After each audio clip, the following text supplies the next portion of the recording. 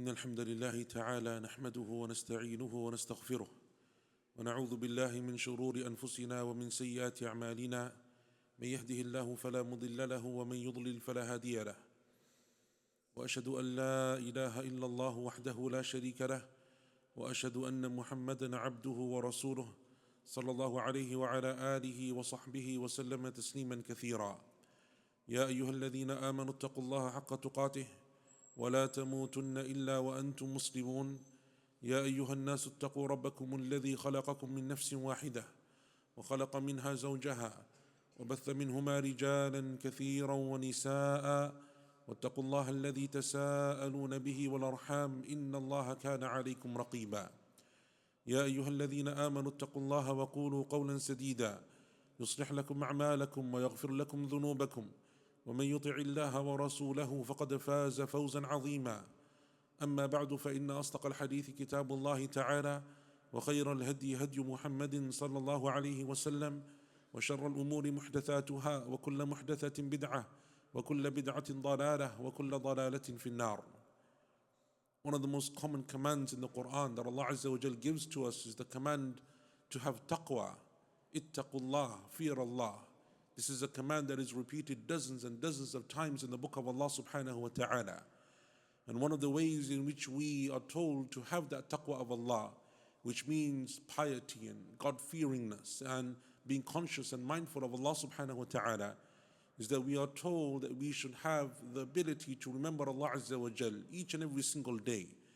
No matter what the circumstances or which situation arises, the first thing that should come to our minds in many of the issues that arise is Allah subhanahu wa ta'ala. And that is why in the Quran and in the Sunnah and in the example of our Messenger sallallahu alayhi wa sallam, we are shown how the Prophet sallallahu alayhi wa sallam and how his companions radiyallahu anhum ajma'een, the remembrance of Allah would never be far from their minds and their tongues. If it was something that pleased them, something that was a happy occasion, they would praise Allah subhanahu wa ta'ala. And if it was something which amazed them, they would glorify their Lord subhanahu wa ta'ala. And if it was some calamity that struck them, then they would also remember Allah Azza wa Jal. And this is how the believer is meant to be. No matter what your situation, one of the signs of taqwa and piety and fearing Allah subhanahu wa ta'ala is that you have the remembrance of Allah Azza wa Jal never far from you, from your mind and from your tongue and from your actions. And it is one of those statements that I want to put before us in this Khutbah Jumu'ah. Allah subhanahu wa ta'ala in Surah Al-Baqarah tells us how the believer should behave in one of those situations. What should be the first and natural reaction of the believer in times of hardship and calamity, whether that be a personal calamity or whether it be a calamity that strikes the ummah. Allah subhanahu wa ta'ala says, وَلَنَبْلُوَنَّكُمْ بِشَيْءٍ مِّنَ الْخَوْفِ وَالْجُوعِ وَنَقْصٍ مِّنَ الْأَمْوَالِ وَالْأَنفُسِ وَالثَّمَرَاتِ وَبَشِّرِ الصَّابِرِينَ. And of a surety we shall test you with fear and with hunger, and with the loss of wealth and life and provision, and glad tidings be to those who show patience. الَّذِينَ إِذَا أَصَابَتْهُمْ مُصِيبَةٌ قَالُوا. Those who when they're struck down by some calamity, some hardship, some difficulty befalls them, they say, إِنَّا لِلَّهِ وَإِنَّا إِلَيْهِ رَاجِعُونَ. To Allah do we belong, and to Allah do we return. This is an amazing verse, has many, many benefits and lessons. But from those benefits and lessons is Allah Azza wa Jalla is telling you and I as believers how we should respond. It is a fact of life that at some point we will be struck with some calamity, some hardship. And if we're not struck down by calamity in our own personal lives, we will see it in those around us, our family members, our neighbors, our friends. And if we don't see it amongst them, then as an ummah, from time to time we experience calamities as an ummah. As a nation, as a united force, we see calamities that strike this ummah. The believer, the first thing that they should do is that they should remember their Lord. And these statements that we're told to make in the Sharia, like this one and others, all of them revolve around the tawheed of Allah subhanahu wa ta'ala. They speak about different aspects of our belief in Allah Azza wa Jal. They speak about glorifying Allah or praising Allah or mentioning some attribute of our Lord and Creator subhanahu wa ta'ala. Because that gives you then strength in your iman. It tells you perspective. It makes you grounded no matter what the situation, because you know that all of these affairs belong to Allah and are in the hands of Allah subhanahu wa ta'ala alone. The statement, Inna lillahi wa inna ilayhi raji'un, or for short in the Arabic language it is known as istirja'. This statement comprises of two parts, each one of them important. The first of them, we say, Inna lillah. To Allah do we belong, all of us, you and I, ourselves, our lives, our bodies, our health, our families, our children, our wealth and what we own, all of it belongs to Allah Azza wa Jal. What you have is because Allah gave it to you. What you enjoy it is because Allah gave you those blessings. And what you don't have and what you don't enjoy is because your Lord and Creator withheld it from you subhanahu wa ta'ala. As the Prophet sallallahu alaihi wasallam used to say in his dua, لا مانع لما عطيت ولا معطي لما منعت. None can withhold that which you give, O Allah, and none can give that which you withhold. That is our iman. Everything belongs to Allah subhanahu wa ta'ala. You and I, we are just custodians of what Allah Azza wa Jal gave to us. It's a test from the tests of Allah subhanahu wa ta'ala. And no doubt there are efforts that we make because that is the way that Allah Azza wa Jal has determined that these things come to pass. But they belong to Allah subhanahu wa ta'ala. It is not because of our own genius, our own intelligence, our own efforts alone that we achieve what we achieve. How many people are extremely intelligent, capable, but they live a life of poverty? And how many people have not an ounce of intelligence, but they're from the wealthiest and most powerful of people? That is rizq. It is provision that Allah gives to whomsoever He wills.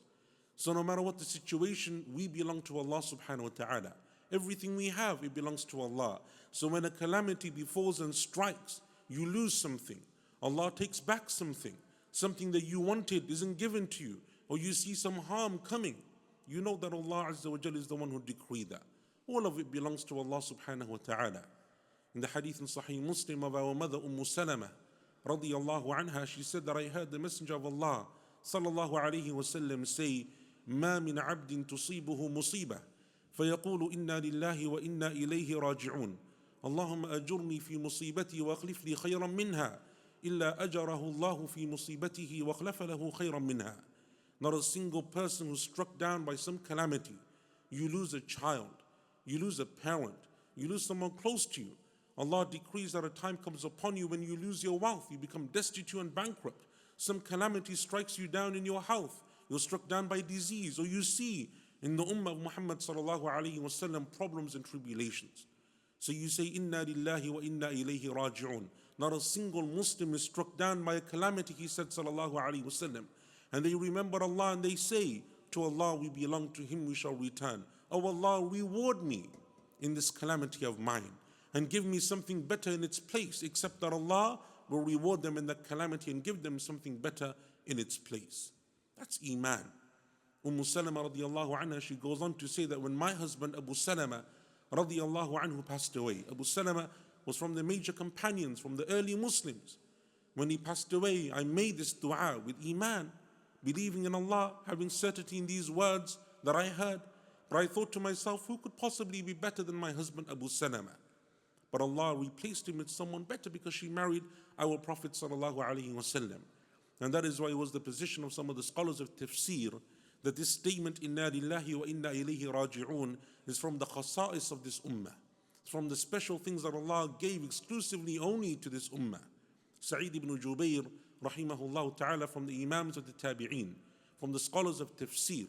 He's a student of the likes of Ibn Abbas and Aisha and Abu Hurairah and Abdullah ibn Umar radiyallahu anhum and many others besides, the Imam of Mecca of his time.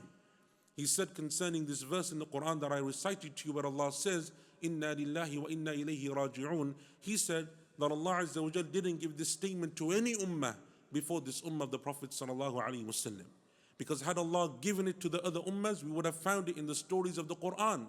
Because often the stories of the Quran, they speak about the challenges, the trials, the calamities that befell the prophets of Allah. And he says we would have found it in the story of Yaqub alayhi salam, when he lost his two sons, Yusuf and Binyamin, and he's told about their loss. What does he say? Allah tells us in the Quran, وَتَوَلَّى عَنْهُمْ وَقَالَ يَا أَسَفَ عَلَى يُوسُف. He says, as Allah mentions, woe to me for the loss of Yusuf. Sa'id ibn Jubayr said, had he had this statement, had it been known to him, he would have said this instead. Either way though, it shows us the importance of this statement. Allah subhanahu wa ta'ala can take from you what He pleases, and Allah can give to you what He pleases. But how we respond is the way that Allah subhanahu wa ta'ala looks.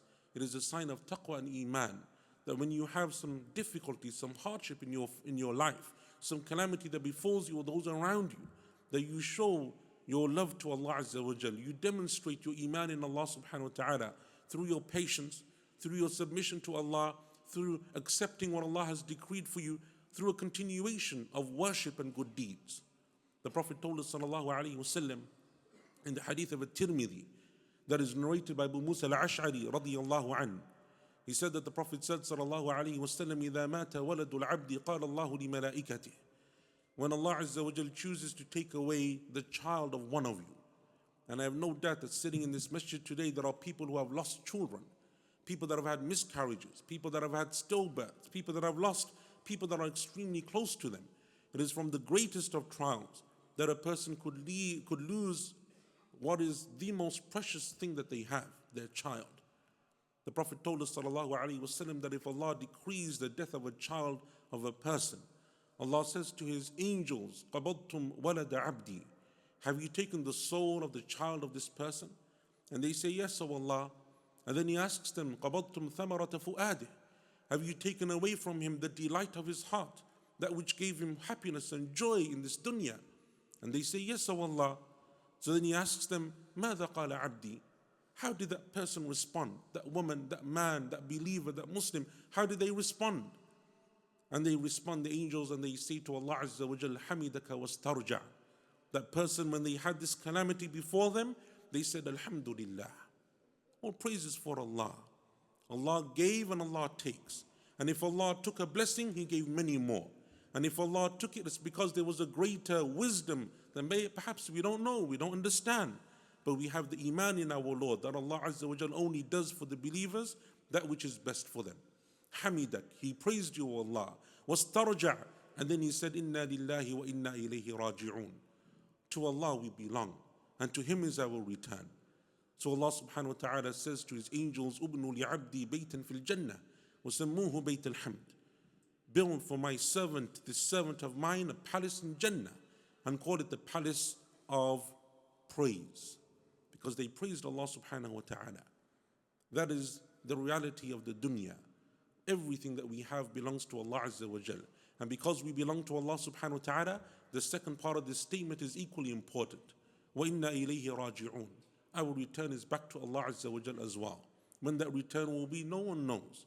But everything will go back to our Lord. This dunya and everything within it belongs to our Lord. And when He decrees, all of it will go back to Him subhanahu wa ta'ala. You, I, everything we have, everything, every person that we know, we will stand before our Lord and our Creator to be judged.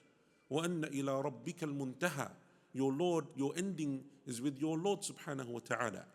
And so we know that everything that Allah gives is temporary. And what Allah takes away, it is temporary. But what is permanent and what is everlasting is the life of the hereafter. That is what you work for. That is what you strive for. So when Allah Azza wa Jal takes away something from you or a calamity befalls you, you know that it is a temporary state. That there are times of happiness in the dunya, but there are also times of sadness.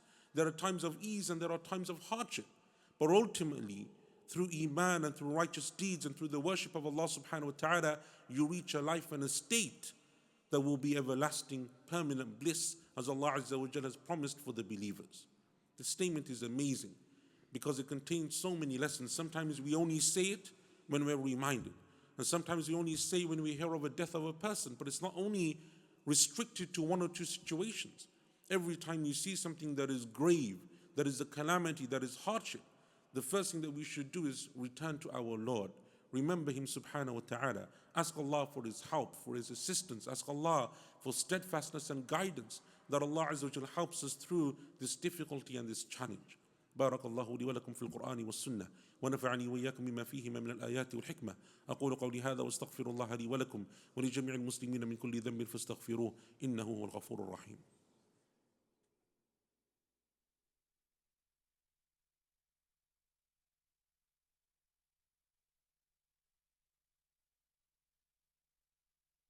بسم الله والحمد لله والصلاة والسلام على رسول الله وعلى آله وصحبه ومن والاه وسلم تسليما كثيرا أما بعد. Allah Azza wa Jalla has promised those people who turn back to Him and remember Him and say this dhikr Allah Azza wa Jalla has promised them an amazing reward. Allah subhanahu wa ta'ala says, أُولَٰئِكَ عَلَيْهِمْ صَلَوَاتٌ مِّن رَبِّهِمْ وَرَحْمَةٌ وَأُولَٰئِكَ هُمُ الْمُهْتَدُونَ. Upon these people are the salutations of their Lord, and upon them is the mercy of Allah, and they are from the guided.